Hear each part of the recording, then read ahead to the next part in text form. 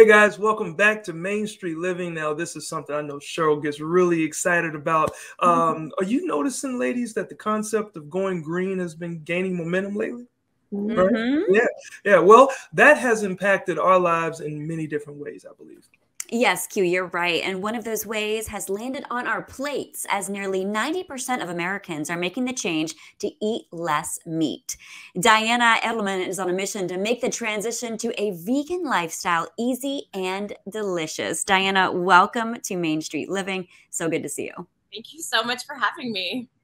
So I am the resident vegan here on the show. So let's start from the beginning. I know the answer to this, but maybe everybody else doesn't. What exactly does it mean to be vegan? All right. So being vegan means you don't consume or use any animal products or any animal byproducts. From the food you eat, to the drinks you drink, to the makeup you use, your cleaning supplies, the clothing you wear, you are not using anything related to animals, whether it be like the products itself or tested on animals and things like that.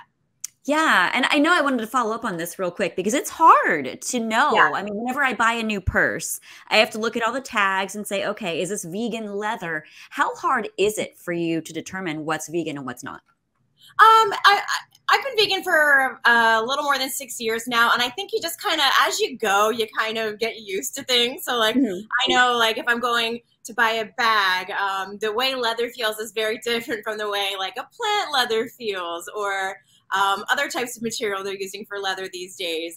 There's a lot of apps you can use as well that will show you whether a product is vegan or not. You just kind of, you get used to it after a while, but definitely, you know, actually, it's funny because before I went vegan, I actually had stopped buying leather products and things like that, like years before. So you just kind of evolve into it more or less, I think. But you just, yeah, especially with like leather goods and stuff, you can pretty easily spot the difference. And then reading those tags, just like reading ingredients on a cereal box, it just becomes second nature. Well, I completely agree with you because I'm not currently, but I did go through a period where I tried out veganism and I was trying to figure out what I could actually eat. And it did just get better with time. But my funniest moment was somebody asked me, what does that mean? It means no eating animals. And they said, so can you have eggs? No. So I think somehow, even with the very clear description you gave, no animal products or byproducts, how did you become a vegan?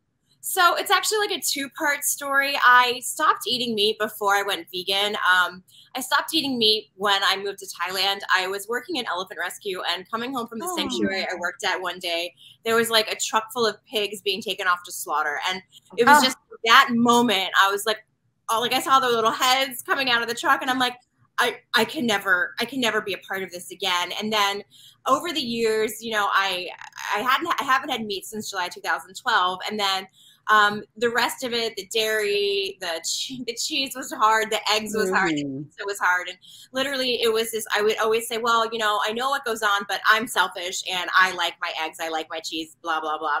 And I was with my friend one day and I was getting ready to move back to the States, and she was like, you know, you're kind of a hypocrite, right? And I was like, what do you mean? And she's like, you know everything that goes on. You worked in animal rights. You have this information, and you're just, what is it that hasn't clicked? And I was just sat there and I was like, you know, you're absolutely right. And I just kind of needed to be told that like, this is what's going on. And by like being complacent, by knowing, but still continuing to do it, was just like going against like the core of the person I had become. And so I was like, all right, done, no more. And that was it. We need those friends to keep us in check. Right? Yes, I'm so proud of you for doing that. And I know as a vegan, it can be hard, especially when you're out and you're traveling and you come across a fast food restaurant and you're going, okay, what can I eat here? I don't just want a salad. Yeah. So what was your impression of dining out once you cut out the animal products? Was it hard for you to find good meals, or are the plant-based options now making it better for you? So the reason I actually started Vegans Baby was because I didn't think that it was going to be easy, and I'm not a really good cook, and I really enjoy dining out. And so I started Vegans Baby to kind of document my journey. I remember sitting in Spain where I was at the time, and I was like, okay, I'm moving back to Las Vegas, and pulling up my phone and Googling vegan restaurants, and there were like 4 in the city, and nothing was coming up for vegan. And so I decided that I was going to document like my journey and show other people that were the options for vegan food were in Las Vegas. And over time, in 2016, Las Vegas was a very different city than it is today, as is a lot of the US and a lot of the world. We are in a really cool time to be making the decision to go vegan or plant-based, because there are so many options right now. You've got Burger King that's testing out their new Impossible Chicken right now. Taco Bell has vegan stuff, Del Taco. So we're just in a place right now where it's become a lot more accessible when you go out to eat, and restaurants across the country are really starting to understand that vegans make the dining decision when they're in a group of people. And if they don't have these options, or they're offering something like a salad or a baked potato, that it's just not going to get their customers in.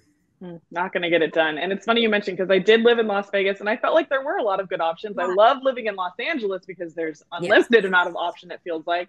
But when I used to live in Wyoming, not a lot of vegan options. So it's slowly spreading though, I think. And I know you're based in Las Vegas. A lot of your reviews are focused there, but you also travel around the world looking for great plant-based food. What does the vegan food scene look like out there? Well, I've split my time between Las Vegas and New York. I'm actually talking to you right now from New York. So a city like New York, it's wild how crazy, like how vegan friendly this city is. A vegan raw restaurant just opened last night, and I went to their opening, and it's a 13-course raw restaurant. And it's amazing. It's called Rabbit, and just internationally, there are certain places where you can absolutely find things, in certain places where it's going to be a little bit tougher.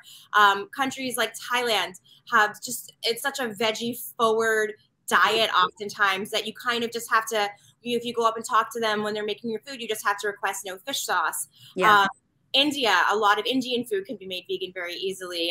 Berlin is a hotbed for vegan food. Madrid, Paris, London is huge. I just got back from doing a vegan tour to South Africa, and Cape Town is wild how vegan friendly it is. Like every restaurant is vegan friendly. They're doing really cool, innovative things at the vegan restaurants. So it really is something that's it's spreading across the world. You just kind of have to know where to look when you're traveling. You do tours to help make it easier. But if you're on your own, there's Happy Cow, which is a great guide, and Google is honestly, it's your best friend.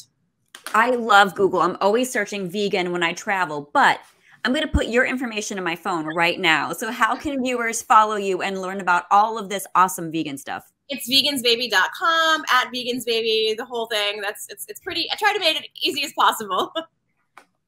Thank you so much, Diana. We appreciate you. Whenever I hear Diana, I think Wonder Woman. So you're a Wonder Vegan. We appreciate you coming on. I love her. Thank you. Take care. All right. Well, you know that I love that. Just give me a reason to eat plant-based. You know that I used to do it. I got to get back on track with that. Yeah, but you do. As long as everybody tries, a Meatless Monday here or there.